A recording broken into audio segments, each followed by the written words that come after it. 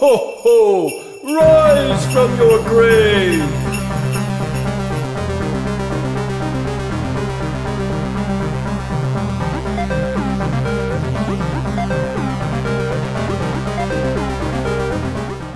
It's Christmas time. And, as every Christmas time goes, while you're shopping, you are bombarded with crap at the checkout counter. Crap just like this. And these are retro gaming consoles. Clearly meant to evoke handheld gaming consoles of the past. Game Boy. This kind of looks like the SP Micro. This looks like Game & Watch series. And this one just looks like a piece of shit. Slap the name retro on it. Move on with your life. Make some crappy 8-bit games. 15 Tetris clones, blah, blah, blah, and there you go. You trick some poor grandma, mom, dad, brother, sister, whatever it is, into buying this for your gamer gift receiver. What? I just want to go through these, because I've actually never bought any of these. This one looks the most promising, because this is actually a Data East one. The reason why I bought this online was that it had Mega Man on the cover, and I was really curious if they would actually have Mega Man on this. But maybe there's different versions. This is a Data East version. Maybe they sent me the wrong one. Maybe the Capcom doesn't exist anymore. Maybe it never did. That would be my guess. But they all vary in price. This one's about $5. It came from a shop called Five Below. This one came from Target. I got it on sale, but I think it generally costs about $30 to $40. This one generally costs around $20, and this one came from Marshall's, and it was $10. And I'm supposed to compare that price to $14. So I got some huge savings, supposedly. So what I want to do is take a look and see if you should ever spend your money on any of these. I know people want the handheld gaming consoles and stuff like that, and I know they're expensive, and also they're... with everything going on in the world, a lot of technology is scarce. So is this a decent replacement for those? Are they worthwhile? Are they fun? Do they even function? I have serious reservations to see if this even functions. This looks like a... I don't even know. Does this say Tire Electronics on it? All right. So let's rip these open and let's take a look and make our own judgment. Let's not pass judgment before we look at it. But this one sucks, and that one sucks. I can tell you that. And this one probably does too. This one, I don't know. It needs batteries. What the fuck needs batteries these days? Like, what is not rechargeable? Seriously. Oh yeah, that's right. The Xbox Series X controller. Okay, I'm going to start going upwards from the lowest price. And that starts with the 8-in-1 Super Game that cost $5. Block Builder B's Table Tennis 2. Okay, so essentially this is going to be Tetris and Breakout and probably Pong. And then a few other variations of those exact games. So, let's see what happens. All right, so basically this thing... They screwed it shut. Why the hell would they screw it shut? Just clip it shut. You want to make this as cheap as possible. Don't even waste money on the screw. Who cares? All right, so I got my batteries. Here we go. Hey, look at that. That's probably the most useful thing inside this box is that plastic tray that will hold batteries and keep them from rolling around. So I guess it's not all bad. I'm not quite sure why I left this in the video. I assume you know how to change out batteries, but if you didn't, there you go. All right. Wow, that's a terrible noise. And this calculator, shitty little LCD screen, you can't even see it. I'm just going to dig this open and see what's in there really quick. I am really curious as to what is in this thing. I don't even know why it was $5. Unless the packaging cost $4.65, I'm unclear what the cost was. So let's just, oh my God, just get this thing open. They really sealed this thing shut for how cheap it is. It's unbelievable. Like, what the hell are you protecting here?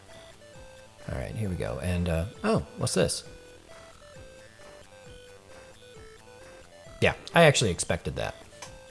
Okay, the Orb Retro Pocket Game Console that cost me $10 at Marshall's. Let's see what this one's got in store for us. Oh, some hilarious comedy. Absorb. Speaking of abs, mine are extremely sore after that little joke.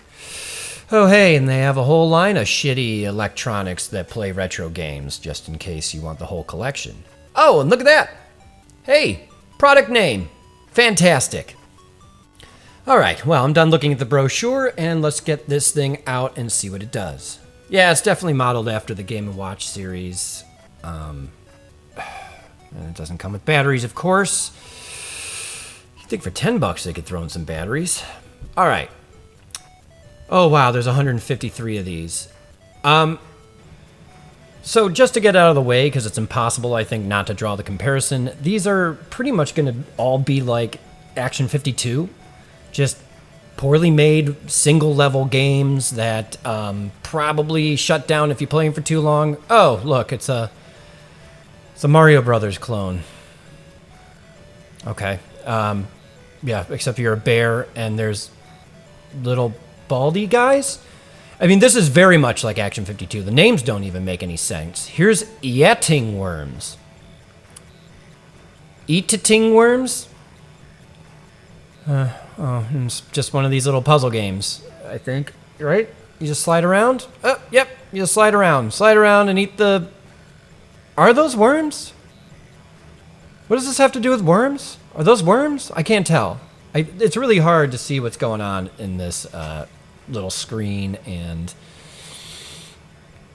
Yeah, okay. Let's see. I don't know why I keep on going up. I'm just going up, and that's what I'm going to do. Let's see. Destroy Hubble. Boldly Egg.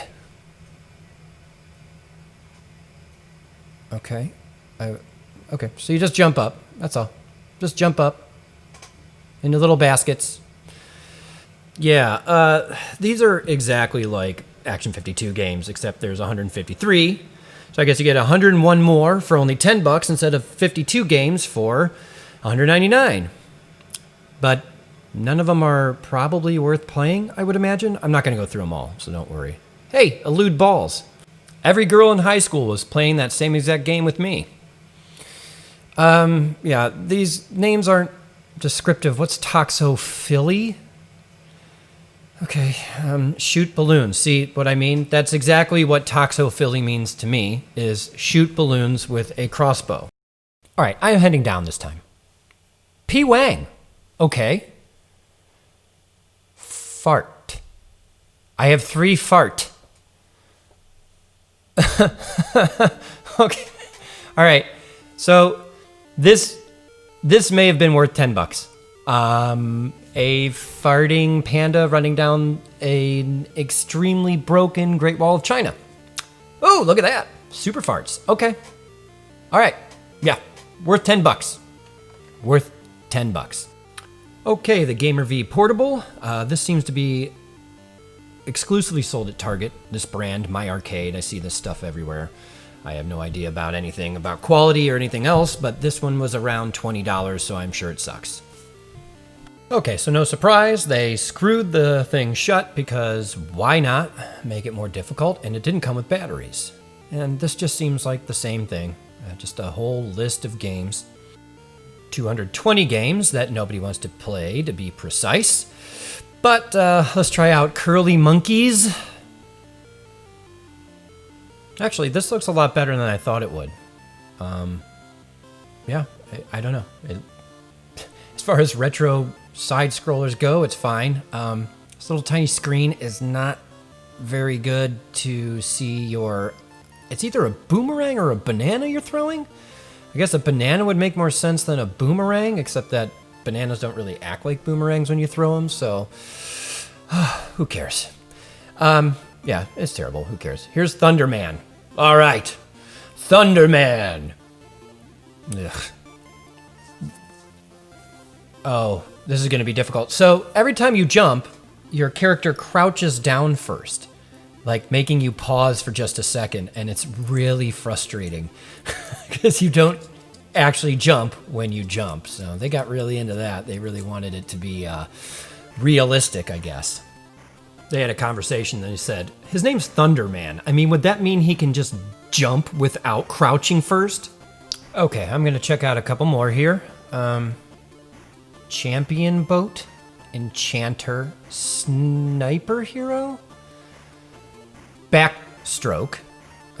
See, this is what I'm talking about. I mean, like just Chinese checkers, all the board games, just the garbage backstroke, breaststroke, just repetitive games.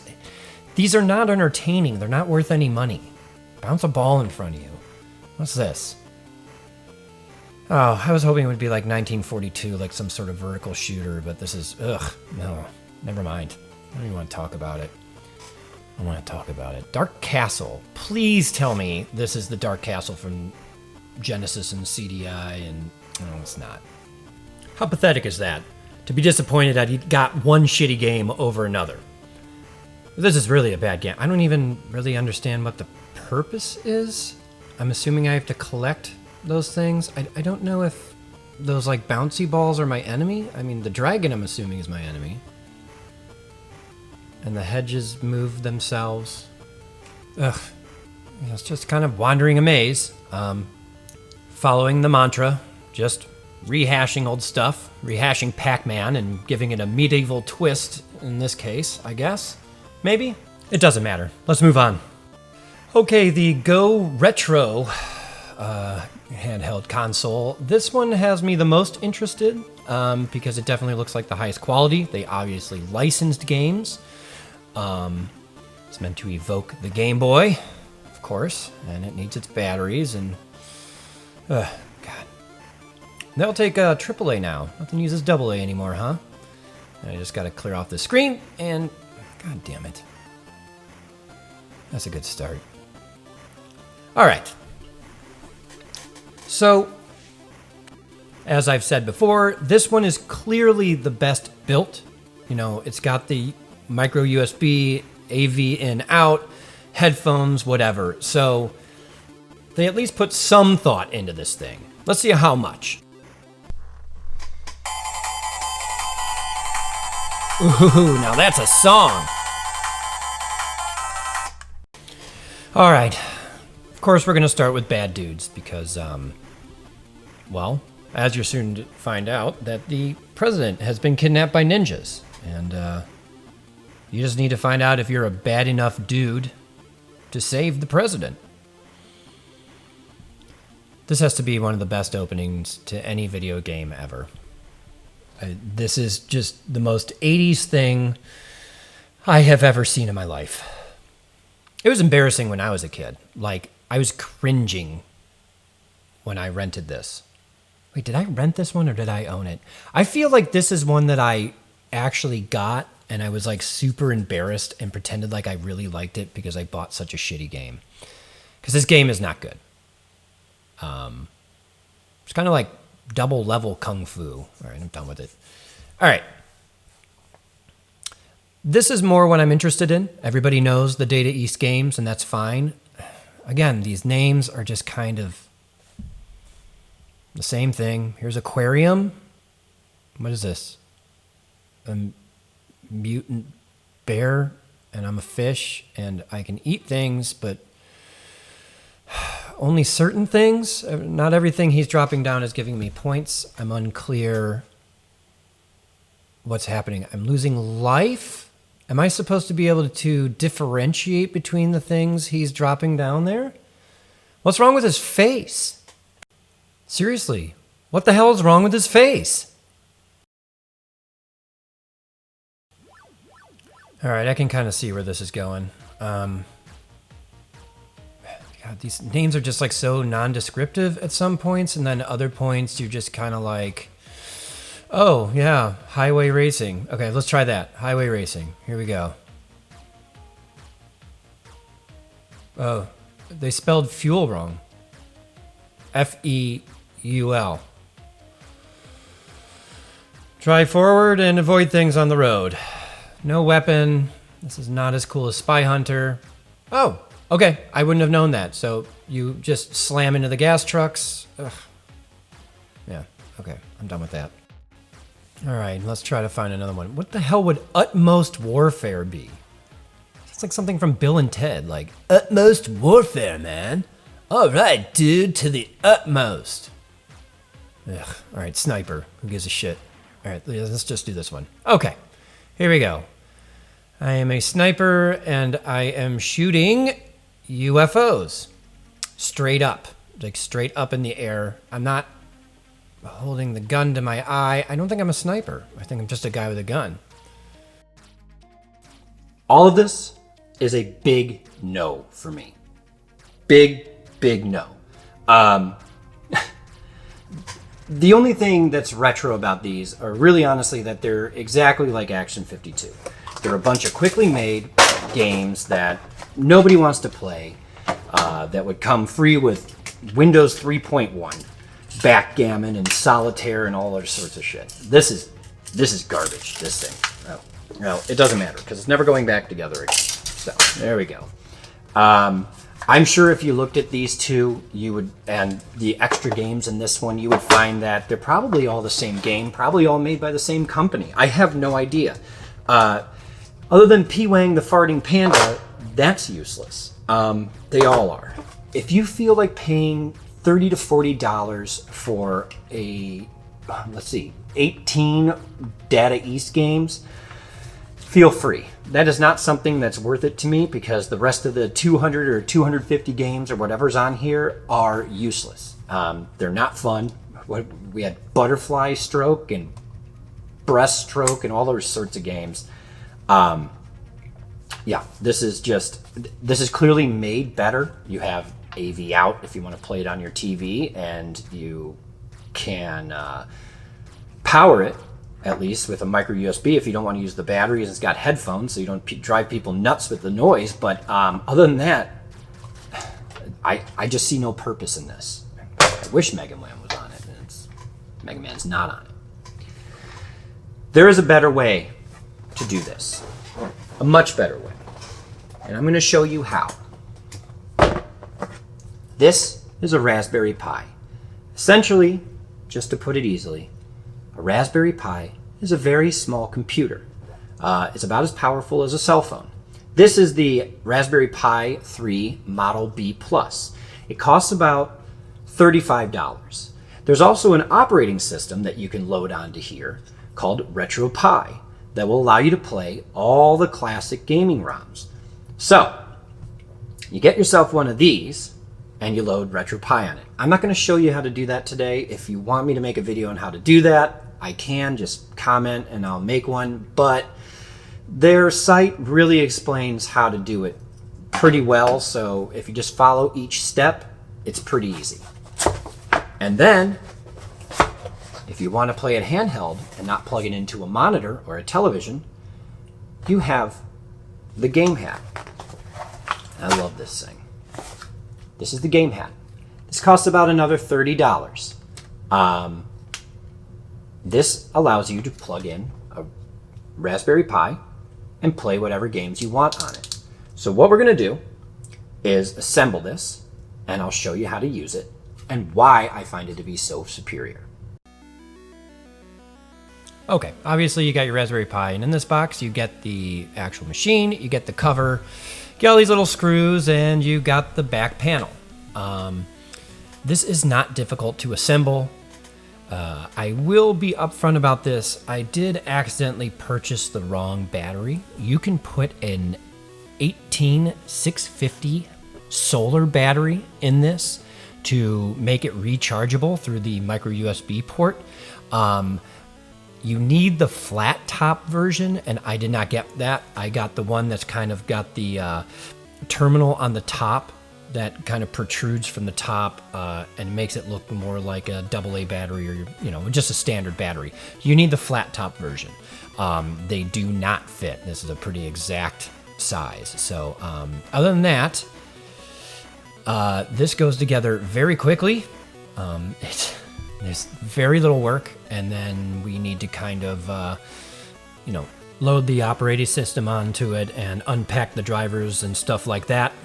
And don't let that scare you, because that is not a difficult thing to do. So I'm going to walk you through the steps. I am not going to show you how to load the ROMs or where to get ROMs. I am still unclear on if this is even legal to do. So I'm just not even going to bother. You can find ROMs places. Just look for ROMs. Nintendo ROMs are harder to find these days, but I'm sure you can find somebody that can give them to you. So just, be careful where you're going, because they are litigious, to say the least. What I really like about this is that they give you a separate back panel, and if you really wanted to, which I will be doing, I'll be cutting out a little space to be able to put like a little fan in there, because I want to enclose off. The one thing I don't like is, especially like that HDMI connector, all the little terminals are sticking out, so all the leads you can get to, if you set it by a screwdriver, you can really screw something up. So I'm going to build kind of more of a custom case for this at some point. Who am I kidding? No, I won't.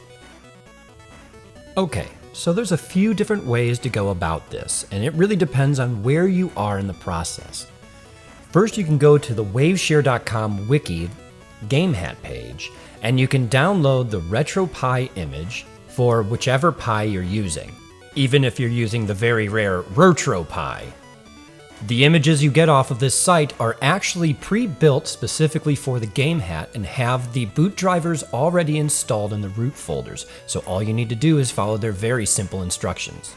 But before you can follow their directions, you will need a program that can create a bootable USB drive from the image. I use Rufus. You can use whatever you want and whatever you're comfortable with. Once you download the correct file, just go ahead and right-click on it and unzip it, and you got your brand new custom image file. After you've done all that, just go ahead and pop open Rufus or whatever bootable USB drive program you're using and navigate to the image and mount it to your SD card. This shouldn't take too long. I did speed this clip up, but it doesn't take more than 1 or 2 minutes to do this. Just be patient and watch the time go by. It's fun to count to 100 with a computer.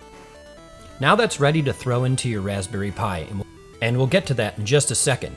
However, if you don't need a fresh install and you don't want to have to go chase down all the ROMs and load them again, you can just take your current micro SD card out of your Raspberry Pi if you're using it, put it into your computer, and we'll just move the boot files for the Game Hat over to your root folder.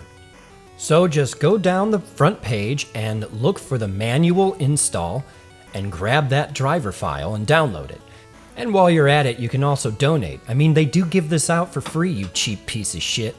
So after you're done ignoring the donate button, you're going to go ahead and go to your downloads folder and find the tar.gz file. This is a tape archive, and GZ stands for GNU zip. Unlike the image file we did earlier, you will not be unzipping it inside your downloads folder. You'll be doing that through the command prompts in RetroPie on the Linux program. So go ahead and just move that GZ file over to your root folder on your SD card. And that is just the main folder on your SD card. Don't open up any other folders. Okay, now you can put your SD card back in and turn on your Game Hat. And I didn't mention this before, but you will need a USB keyboard to follow along with the prompts. When you are asked to, go ahead and hit F4 and it will bring you to this command prompt. On the Game Hat website, they give you all the commands you will need to install all the drivers necessary for the Game Hat. And as long as you install the image correctly, which if you are at this prompt you did, and as long as you moved over the tar file correctly into the root folder, it's very simple. There are only 3 commands. However, if you don't want to go all the way there, just pause the video right here and I will just throw the 3 commands up in the screen. After each line, just go ahead and hit enter.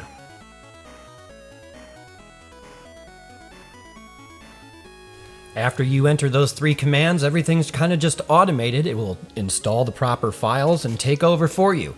Then it will restart the machine. Go ahead and unplug your keyboard and you will not be using it again. You will be prompted now to assign each button on the machine. So just go ahead and follow the prompts, and when you can't find a button that's there, because it does have fewer buttons than your standard PS2 controller or whatever it is, go ahead and just hold down the A button until it lets you pass. And you are all set. Like I said, I'm not going to explain where to get the ROMs or how to install the ROMs, because I'm not even sure if that's legal for me to do. I'm sure you can find somebody to explain it to you. But once you do, you'll come to these screens and you can pick out whatever games you have. And here we go. I'm about to play some Batman. Okay, so here's Batman Revenge of the Joker, and we'll see how responsive this is. I seem to remember this game being exceedingly difficult, but we'll see. Is this the game where he uses a gun? Okay, so yeah, there's the gun. Great. And also, yeah, very responsive, works fine. There's no stuttering, nothing. I did cut the sound out of this clip, and I shouldn't have, but oh yeah. Oh God, I remember this. Ugh, this game sucks. Anyways, so as you can see, that's not a long process. It's super simple. Just take your time and follow the steps. You really can't screw it up because you can keep trying. So, to me, this is your absolute best option. This is, of course, just an opinion, but out of everything I played, if you want to play retro games from your childhood or whatever without spending tons of money, play the actual games you want to play, not crappy analogs of them. They're not even crappy analogs of other games. They're just the same game repeated over and over. And they're only done in a retro style because 8-bit style you can do with one person, and they probably have 100 people in a room making game after game so they can keep loading them on more and more shitty electronics to sell to people. Not to mention that if you get the right battery to put in it, which I just ordered another one, which is an 18650 lithium battery, the flat top size, you can make this rechargeable and carry it with you. And now it's rechargeable. None of them are rechargeable. They're using batteries. I don't even know how long that GoRetro one will last, but it's not going to be long. It's color and it's a larger screen. So I have no idea. None of this interests me. Take your time and learn something. You learn about Linux, you learn how to build something. It's a hell of a lot more rewarding, in my opinion, but, you know, it's just my opinion, because this is my channel. If you want to tell me what you prefer, you make your own channel. Go ahead. I'll go to it. I'll even subscribe to it. You should subscribe to my channel. Anyways, do whatever you want with this information, and just have fun with it, right? That's what games are for. So, thanks for stopping by. Happy holidays, and I'll see you next time. Well, it has been a long time since I made a video, so I'm glad I actually sat down and got it done. And thank you again for watching it, because, man, the video did not turn out right. I tried some new stuff with my camera, and the footage just turned out like shit. So thanks for sitting through it if you actually did. I have a few more videos planned to be released this month and beyond, and I've also been busy making a YouTube show called The Drunken Horror Podcast, which I guess is not really a podcast, but it's a show we've been doing for about 10 years, and we took a little bit of a hiatus, and now we put it on YouTube. So you can hop over to that channel and subscribe to that after you're done clicking subscribe to this channel. Again, thanks for watching, and I will see you next time here on the Electromancer Tech channel.